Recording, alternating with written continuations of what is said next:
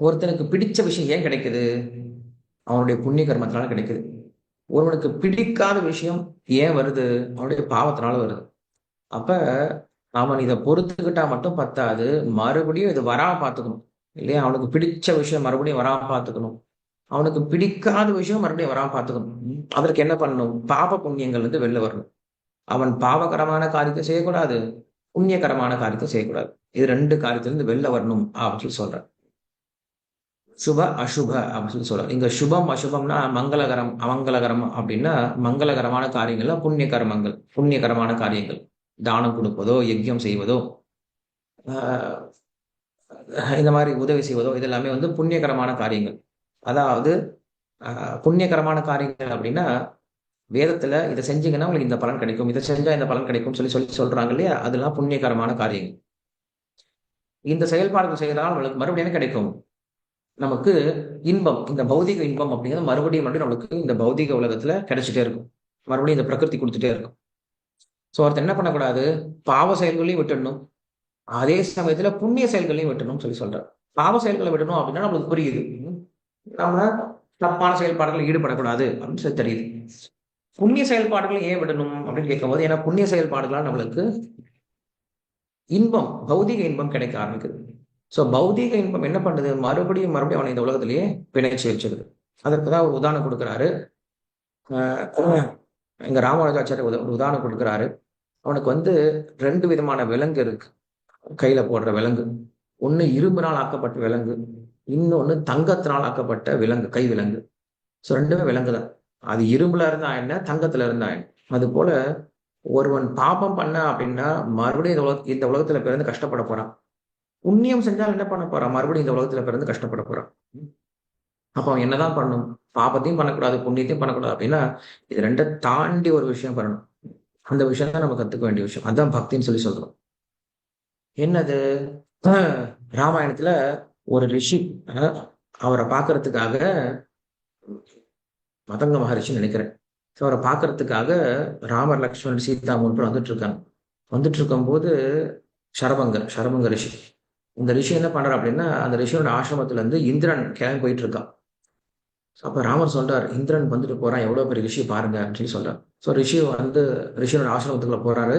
ராமலட்சுமணனை வரவேற்று அவருக்கு தேவையான உச்சாரம் எல்லாம் பண்ணிட்டாங்க. பண்ணிட்டு ராமரை நல்லா வழிபாடு பண்ணிட்டு ராமர் கிட்ட சொல்றார். அந்த ரிஷி சொல்றார், சரபங்கர் சொல்றார், ராமா, என்கிட்ட 2 சொத்து இருக்கு. அந்த 2 சொத்தை நான் உன்கிட்ட அர்ப்பணம் பண்றேன். என்ன 2 சொத்து இருக்கு? ஒண்ணு, நான் பண்ண நிறைய புண்ணிய கர்மங்கள் இருக்கு.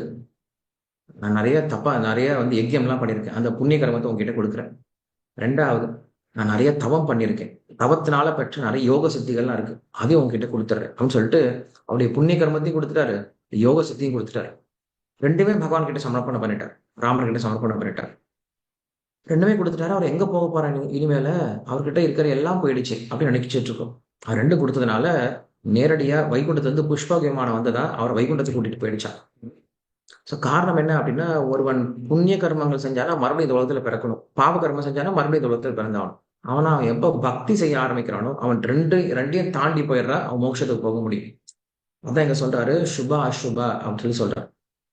அவனுக்கு இந்த உலகத்துல இதெல்லாம் வந்து முக்கியமான இதெல்லாம் வந்து குடும்பத்துல நம்ம செய்ய வேண்டிய சடங்குகள், இதெல்லாம் செஞ்சே ஆகணும். இதெல்லாம் செஞ்சா தான் நம்மளுக்கு குடும்பத்துக்கு நல்லது நடக்கும்.